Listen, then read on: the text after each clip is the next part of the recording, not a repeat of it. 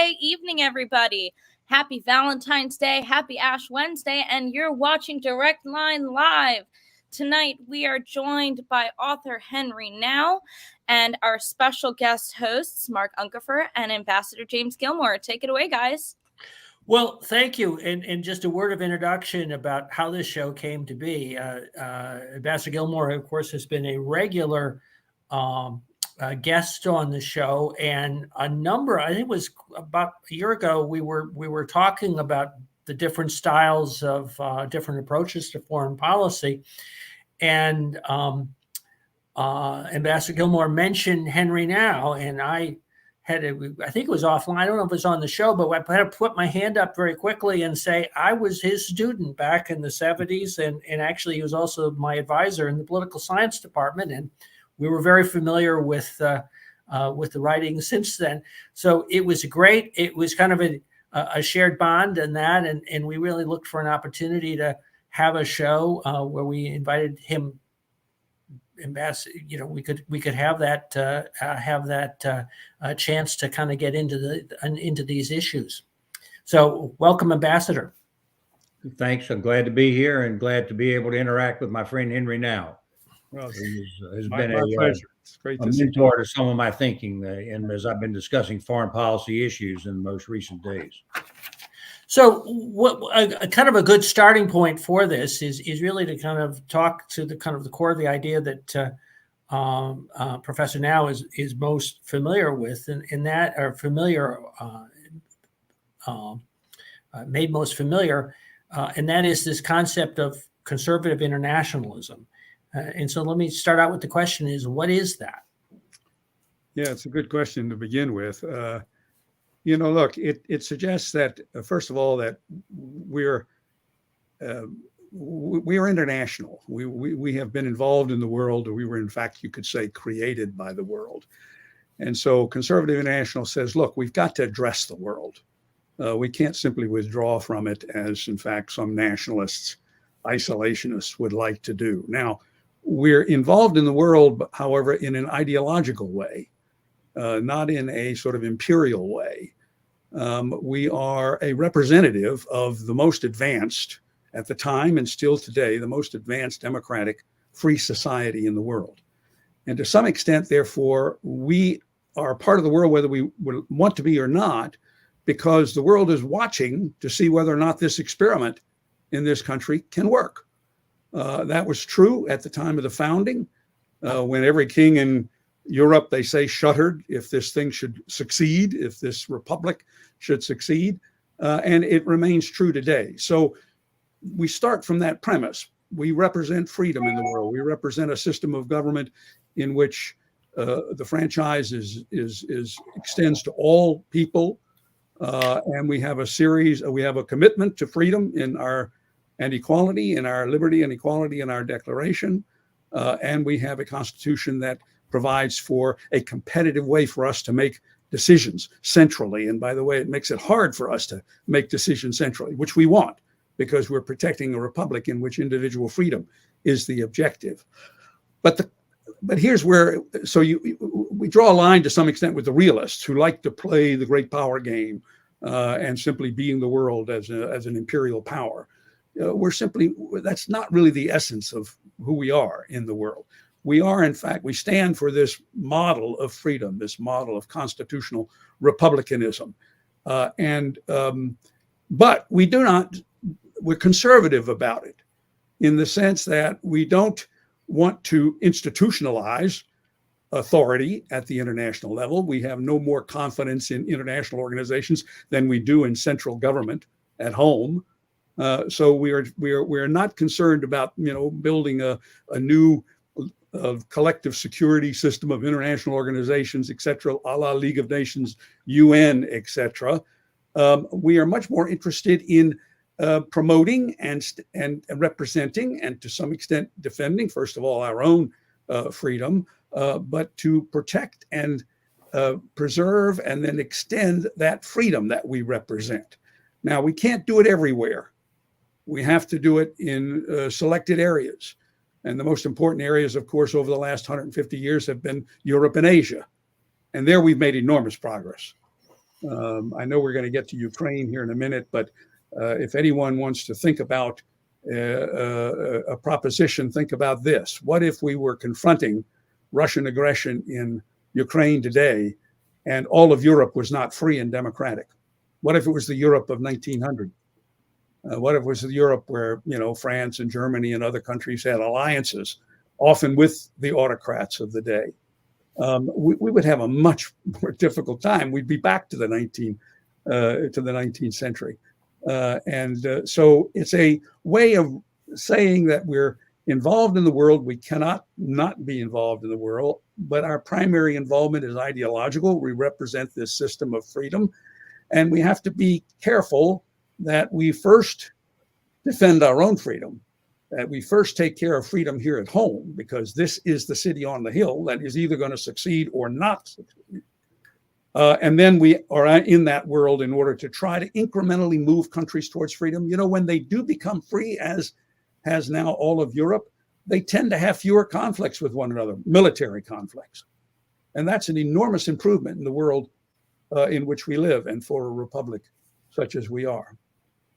Well, Mark, if you don't mind, I'm going to kind of break in here. I remind the viewers of previous appearances. I was the ambassador to the Organization for Security and Cooperation in Europe, the OSCE in Vienna. And I might say parenthetically that yesterday, the representatives of the Russian Duma just announced that they're going to pass a measure to withdraw Russia from the OSCE. And the OSCE is a standard-bearing organization. It doesn't govern anything, or it doesn't have a security council or move troops around, but it stands for many of the propositions that Henry was talking about, the liberties and freedom of people, and particularly the Europeans coming together behind that idea, which is why the Russians are so repelled by it. But Henry, the question I'm going to ask you is this. I'd like you to address the current political situation. And nobody yet has challenged my conservatism, since I've been a conservative since I was 17. Mm-hmm. But we're seeing today anybody that believes that we have to be a part of the world and address our American leadership of the world is a globalist. Yeah. Somebody that's really bad because we're not thinking about America's national interests. Yeah. I thought you might want to address that issue and talk about that issue a little bit, about how do we respond to people that denigrate people who have an international experience and understand America's central role in the world. Yeah, no, it's a good point. It certainly is a factor that's poisoning our debate. And here's my sense. And first of all, even if you are cynical about American participation in the global community, we can't escape it. We're a great power. We're going to be involved in the world whether we like it or not. I understand there are those who want us to pull back to this hemisphere and consolidate our power at home and in our immediate neighborhood, and then let the world sort of take care of itself and take advantage of some of our geographic location in order to protect ourselves. Now, that worked in the 19th century to some extent, so-called Monroe Doctrine. But look, it also we're more than that, as I tried to suggest in the earlier comments. We really represent this form of government that will either succeed or fail on the experience of the United States. I guess I would ask these people, why is it that we live in a world where everybody's trying to come to America? It's overflowing. None of us like the way in which this is happening, but there are no thousands of people standing in line or traipsing across the entire globe in order to get into China, or in order to get into Russia, or in order to get into Japan, or any other country that you can think. Any of the European countries, they still resist kind of too much sort of movement back and forth of people. Some of them remain still fairly homogeneous. So America just has this significance in the world, whether we recognize it or not. And it doesn't mean that we ignore this is what our interests are. Our interests are in preserving this system of freedom and a Republican government And to do that, we've got to take care of ourselves first. We have to deal with these questions like our border and our economy, because that's the only basis on which we can, represent this model as a successful model in the international system. And that's where we're really failing today. We're failing to inspire one another with a sense of who we are domestically, what we are domestically. We don't have an economic plan to improve our economy, and without that, we're not going to have much success in leading the free world against some of the contemporary threats today. But it is going to be inevitable that we will have to take the lead. By the way, not the way we did before, not like the first 25 years after World War II. Progressively, the Europeans have been taking on more and more of the burden. They must continue to do so.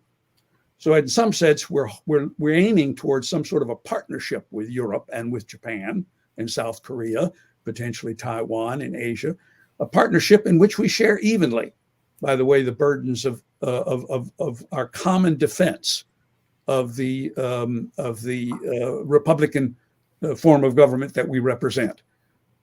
So I would try you have to inspire the American people to think about themselves in ways other than what, the way states have normally thought of themselves. I mean, we don't have, we don't have the monarchic history.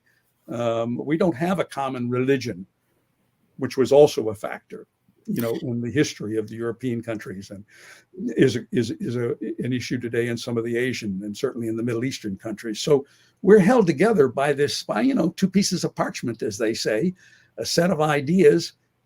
Yes, we have a folk culture. Yes, we have a determination to protect our territory. And those are kind of virtues of the old nationalism. But we created a nation in this country for an entirely different purpose. We didn't create it to set up a monarchy like they had in Europe.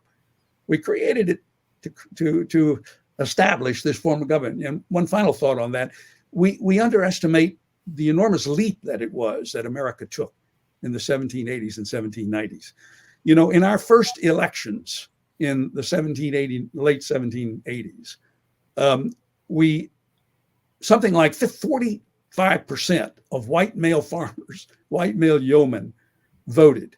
You know what percentage of the white male population voted in England and in the Netherlands, which were the two major liberalizing countries at the time? 3%.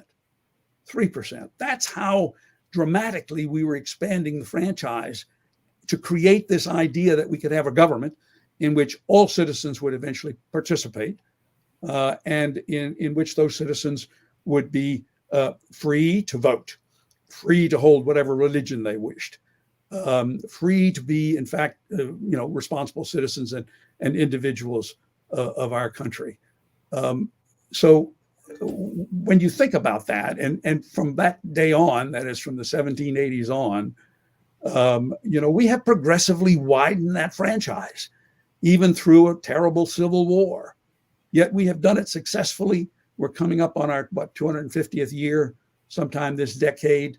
I hope somebody can remind us of that. I hope leadership can bring that portrait back, that picture of America, that vision of America back to us, because that's what inspires us. We don't get inspired by our common religion. We don't get inspired by our common history. I mean, think about Great Britain. We just saw the inauguration of a new king. I mean, those are traditions that go back hundreds and hundreds of years. It helps to hold the United Kingdom together. We don't have that. We have this fundamental, Mark, you have a question, don't you? Yeah, I was going to reference the fact we talked about the sort of the pushback or opposition that's going on now towards, quote, globalism. And it does seem that much of it is really a reaction, could be argued to be a reaction to sort of some of the loftier aspects of internationalism. And I thought it'd be useful, drawing on your writing, to kind of talk about or explain some of the differences between what I think you describe as liberal internationalism from conservative internationalism, particularly on this notion of armed diplomacy that you discuss. And I think that perhaps developing that theme may help kind of draw a distinction from with sort of the opposition that people have towards globalism, or what they perceive to be as globalism? That's a good point. See, globalism generally is thought of in terms of, being involved in too much trade, being involved in too many UN institutions, relying too heavily on diplomacy. And all of those things are true about globalism. But conservative internationalism is not globalism by any stretch of the imagination, just like it's not realism. It tries to take the essence of realism, which is power, and the essence of liberal internationalism, which is diplomacy, and link them together in this concept of armed diplomacy, but for the purpose of defending and representing and potentially extending the Republican form of government that we represent, which is our DNA, which is our identity. And so that notion that somehow or other diplomacy is essential. I mean, we're a part of the world. We have to be involved in the institutions like the one that Governor Gilmore was involved in and did a fabulous job, by the way, building upon and anticipating the troubles now that we are having with the Russians in Europe. So we want to be active in those institutions, but we want our diplomacy to be backed up by power, by force. We want our diplomacy, and that's why Reagan, by the way, President Reagan, staked everything in the first 2 years of his tenure in the early 1980s. He staked everything on the revival of the American economy, and on that basis, the revival of America's defense. Mark, if I could, a nationalist, he was a nationalist, a real nationalist, where he rebuilt the core of the country, and then directed us towards the world diplomatically, now armed with the power of his defense buildup, armed with the deployment of the intermediate nuclear force missiles in Europe in the early 1980s, and armed, by the way, with a global economy, which was revived and expanding. So on that basis, his diplomacy was very, very effective and essentially put the Soviet Union into a box. And they either had to, go it alone, or they had to make some compromise with the outside world, and that is with the American-led alliance of free countries. It's a posture that we should be thinking about all the time. We have to be concerned about freedom because that's who we are, and we can do our best towards, defending and expanding freedom if we have a healthy economy, a strong defense, and, by the way, self-confidence. We know who we are, and we are strong in that conviction. Henry, I'm going to add that and before you came on, Mark and I were displaying our copies of your book. Oh, that's very kind. Thank you. That's my inspiration. You inspire me. Nationalism. There you go. But it's wonderful too. But maybe I'll give my personal experience as I've been coming along through foreign policy. I felt like that Republicans and conservative Republicans have been kind of stuck with the Nixon Kissinger type of approach, an approach, by the way, that was carried to the extreme by George W. Bush with his invasions of the Middle East and so on like that. And that ending tyranny in our time, that was but it gave up. It surrendered America's reputation for justice and morality, which I think is our strong card. Yeah. People around the world look to the United States for righteousness, not just simple power. Which is simple power, we're no better than the Chinese or the Russians. Correct. Or any of these other. But so, to me, I was looking for something that dealt with American goodness. And the trouble is that if you get over into Woodrow Wilson's type of philosophy, he was kind of woozy about American power, I think, and it wasn't doing very well. So I was looking for something that was a blend that could be used by conservatives. And of course, that's when I found this. Yeah. That's what I was thinking about. I don't know whether you would agree with that assessment or not. No, if you don't agree, don't say anything. I'm just kidding. No, I mean, that's exactly right. You understood. You actually contacted me, I don't know now, maybe about 10 years ago after you read the book. And that was one of the highlights of my life in the last decade or two, that you had read it so carefully and understood it. I emphasize the term conservative because in my world, in the academy, in the academic world, I mean, there's realism, which we identify with Nixon and Kissinger, and then there's liberal internationalism, which we identify then with Woodrow Wilson, but then also with Jimmy Carter, to some extent with Bill Clinton, Obama. That is, presidents who believe that you can do most things by diplomacy. Biden went to the UN in 2021 and he said, we're going to stop these relentless wars and we're going to undertake relentless diplomacy. Well, I mean, relentless diplomacy is going to get you nowhere unless you have the strength and the power to back it up. So you've got to link these two. And it amazes me really the extent to which we very few people do this. Very few people do this. That is, that link the force and the diplomacy. Say, look, let's take the realist focus on force. It's good, but it's just not enough. And let's take the liberal internationalist focus on diplomacy because we know it'll accomplish a little something, but it's not going to really make a difference. And let's put them together. And let's arm our diplomacy. Let's back up our diplomacy. Let's be more sophisticated about how we use leverage. Something which Reagan was just a genius at. He knew exactly what leverage he needed.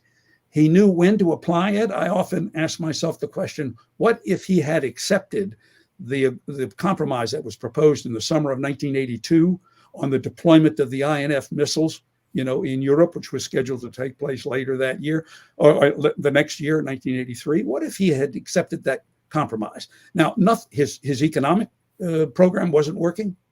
His defense buildup was under a lot of attack on the Hill, etc. None of the pieces of leverage that he needed in order to back up his ambitious program were in place. So, among other things, he said no to a compromise at that point. But as he then built his strength, as he then created this leverage, he emerges in 83, 84. Of course, the ultimate leverage is to be reelected in an overwhelming landslide. And that got the attention, by the way, of the revolving, presidents in the Soviet Union who realized, my God, we got to deal with this guy for the next 4 years. And he's on a roll. All those pieces came together. Reagan's second term, then, some people want to argue that he just, rejected his first years, his early years, and rejected his whole buildup. And now he went and turned to Woodrow Wilson's, sort of diplomatic approach. No, I mean, he went into the diplomacy with the Soviet Union with a powerful hand, and he knew it. And he knew that Gorbachev knew it. And before Gorbachev goes to Reykjavik, he tells the Politburo that, look, the last thing we can afford is an arms race and an economic competition with the United States. We'll lose. And there was the payoff, you see, of the leverage that Reagan acquired by building up the American economy and America's defense, and then linking it to diplomatic objectives. And those objectives have always got to be, to edge the world towards freedom. You don't do it everywhere all at once. That's just pie in the sky. As I like to say, you do it first where it already exists. You try to defend it. So today, all of Europe, whole and free. You try to defend Europe. Freedom there. That's what we're trying to do in Ukraine. Increasingly in the last 2-3 decades, same holds for Asia, where we are trying to now develop a defense and hopefully over the long run, a movement towards greater freedom in Asia, a part of the world, by the way, where presumably democracy was not appropriate. It didn't fit. Well, I mean, you've got some pretty good democracies in Asia today. So I say, concentrate on Europe and Asia, and then bring the allies in. That's got to be the big sort of task of, a contemporary American president. You've got to get those allies rallied around your cause and compelled by the pressures around them and by your persistence, compelled to contribute more. And by the way, they are. We need to make the American people aware. And I know, Governor Gilmore, you did a lot of that through the OSCE and subsequently. let the American people know what the Allies are doing. They're not doing enough yet. But, this year, I understand now from NATO that out of the 31 members of NATO, something like 18 are going to meet their 2% deadline in the course of this year, that 2% of GDP, right, spending 2% of GDP on defense. That's a remarkable change. It was 10 years ago, it was 3. Well, that's definitely because of President Trump's Well, appointment. There's really no doubt about that.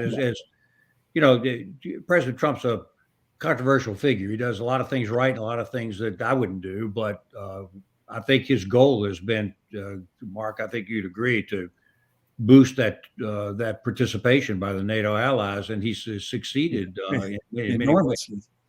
He's been a big success at that. You're absolutely right. And so that's the other point too. I would try to make to the skeptics or those who are tired of globalism. Okay, they're reacting to the overreach that we probably committed in both Iraq and Afghanistan, and they want to come back home. But the point they have to understand is that if we don't stand with Ukraine now, where are we going to be when Russia occupies all of Ukraine? Now we're going to see Poland begin to crack, or Hungary begin to crack, or the Baltic states begin to crack. And this is why we're doing this. We're doing it in order to preserve this Europe whole and free. It's true, Ukraine is not a democracy, but they are fighting like hell to retain to protect their territory. And they ought to have the right in the future to decide whether or not they want to associate with. Well, at least they elect people. I still remember when I first arrived at OSCE, there was somebody else who was president of Ukraine, and they were all sitting around waiting for that vote. And then, to their surprise, Zelensky got elected. Yeah. So as long as you can transfer power peacefully, you got you've got the possibility. And I take them at their word. They're working in that direction. My God, they're fighting a massive war. Yeah, to protect their land, and we are so fortunate to have this Europe whole and free, and to have the warriors that we have on the ground in Ukraine. Because I'll tell you, the Ukrainians are warriors. They have always been historically, and they're demonstrating it now. And it's in the cause of independence, sovereignty, and for the future, a more and more democratic republic.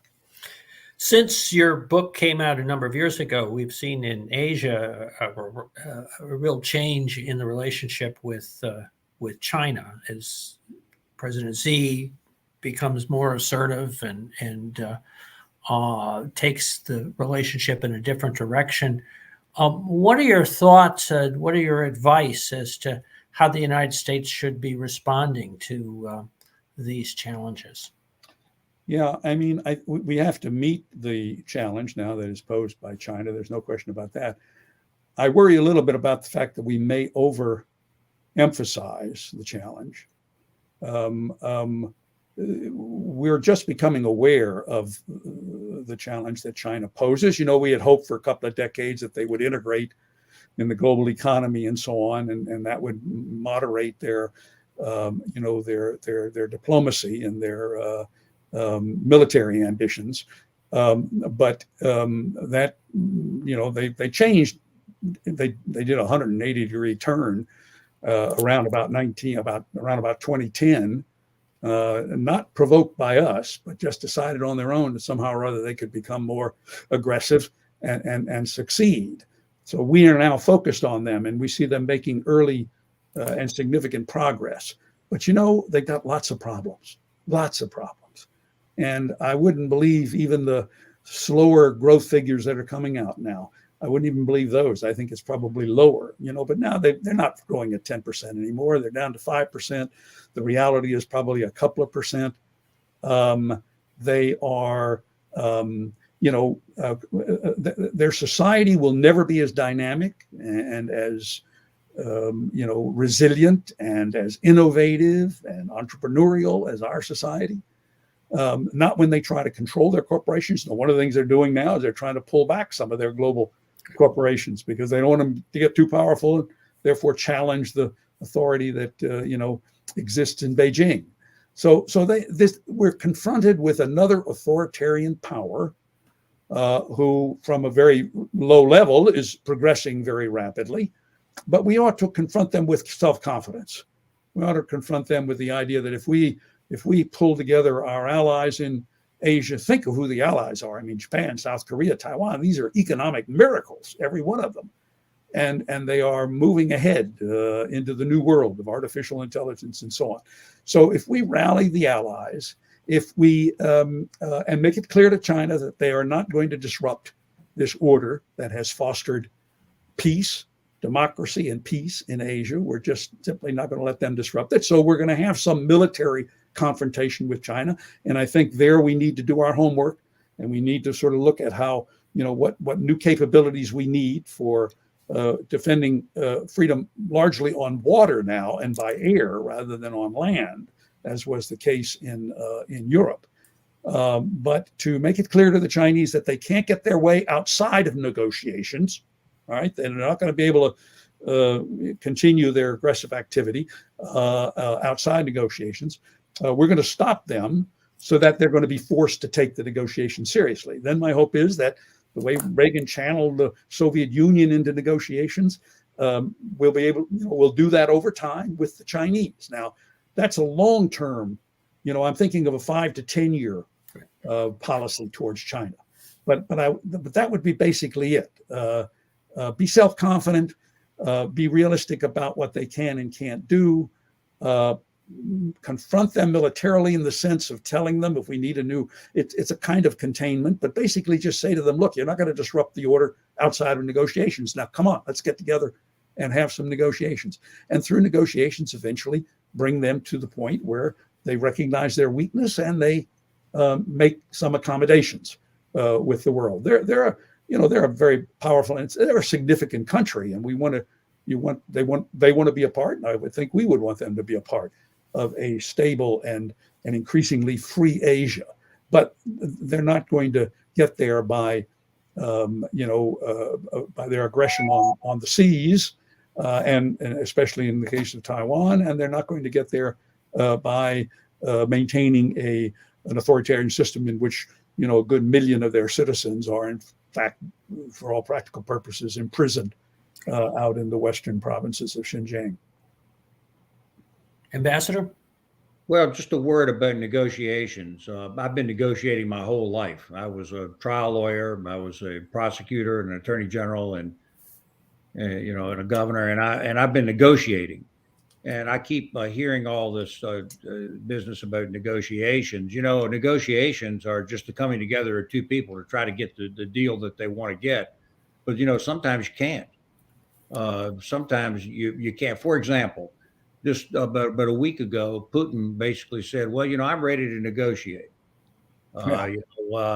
It's the West that's preventing Ukraine from negotiating. I'm willing to negotiate. And of course, my reaction to that is that he wants to negotiate in order to keep what he's conquered, right, and then to reload and go again in a short while. Yeah, he was beaten a year ago, and he needed time, and he bought time with this negotiating ploy. He still needs more time. So, my response would be, well, it's time to negotiate. So here's what we're going to do. If Russia will completely withdraw from Ukraine and respect the country that they guaranteed in the Budapest Memorandum back over those days, right? Get their troops completely out, and then we can begin to talk about what ought to be a settlement between these two countries. We can Putin, of course, should surrender to international authorities for trial as a war criminal, right? And then we can begin to talk about now. I don't think that's exactly what Putin has in mind when he talks about negotiations. Right. I think so either. he is looking for negotiation as being a straw man for a surrender, I think. Yeah. Well, and he is he's always going to be negotiating for weakness. I mean, the Russian economy is still what do they call it? Sort of a one-horse mule or something. It's a one-product economy. It's all energy. It's never really entered the industrial age, let alone the, telecom age, and now the age of artificial intelligence and so on. So he's not going to be successful unless we fall into that trap unless we think he's serious about negotiations and we go and make all kinds of compromises. And in the meantime, he's, going to slip by those compromises or violate them the minute he walks out of the room. No, that's why I said, too, in the case of China and Russia now, in both cases, I think we're going to have to take a long-term view of the problem that we face. It's not something that's going to go away in 6 months with negotiations. It's going to take 5, maybe 10 years. We'll have to basically let them try to compete and eventually recognize that they can't compete. And that will sober their leadership to the point where we might be able to make then some reasonable compromises through negotiations, always, by the way, that move the needle towards freedom. So these would be compromises that reassured the independence and the sovereignty of Taiwan. There'd be compromises that, made some arrangements on the Korean Peninsula that favored the Democratic Republic of South Korea. So keeping in mind always that we're pushing in that direction. But, we don't need to, we don't need to overreact. It's when we overreact, which we did to some extent after 9/11. I think it was completely understandable. But when we overreact, we always then get this pullback. It's happened every time. We've gone too far in Vietnam, we pull back. Went a little too far in Iraq and Afghanistan. I don't mean to say, by the way, that our involvement in any of those countries was not necessary. Some involvement was necessary, but we kind of overdid it. And, the people who make the argument that, geez, are we any better off 2 decades after 9/11 in Iraq than we were before 9/11? And, that kind of an argument tends to get support when people are exhausted, so to speak, by globalism. But the American people need to be, they need to be told or encouraged to think about, the fact that we make mistakes. There's no doubt about that. But we always self-correct. And in retrospect, we then realized that, some of the conflicts we were in were necessary. We had to convince the adversary that they couldn't achieve their goals outside of negotiations. We haven't achieved that at the moment in Iraq and Afghanistan, but at least one thing has been true, and I don't know why somebody doesn't emphasize this more, some politician, we haven't had another 9/11. And I don't want to, I want to knock on wood when I say that, but still, it's something we should every now and then think about. And maybe we would have had another 9/11 had we not reacted as vigorously, aggressively as we did, and then possibly somewhat overreached. Now we're dealing with the pullback from that. But look, Putin is helping us out there too. And so is Hamas and these other groups around the world that are letting the American people know that, you can't sit over here in the Western Hemisphere anymore and assume that the world will just take care of itself. Well, let me pursue that. Let me just pursue that for just a second. Let's take Europe as an example, although I think it applies to the Pacific as well. Mm-hmm. You said a little while ago, well, we want to see a Europe whole and free. We want to defend the freedoms and democracies of Western Europe. Right. There are Americans today that are engaged in these discussions who would say, why are we doing that? Mm-hmm. What do we care? Mm-hmm. If Europe is compromised by Russia, intimidated by Russia, and they're more neutralized or worse, so what? Why is a free and defended Europe important to the United States? Is it? Yeah, well, there's where, boy, I hope we keep, studying history because, the first thing I would point out is, okay, take the first half of the 20th century. We thought we could escape both of those big wars, right? World War I and World War II. We thought we could stay out, especially World War I, and we did stay out for the first 3 years or so. But, we're just too big, and the world is too interactive today for us to believe that somehow or other we can recreate a world of the 19th century where, for the most part, we were preoccupied with our defense and our expansion in this hemisphere. So, we need to be realistic about that.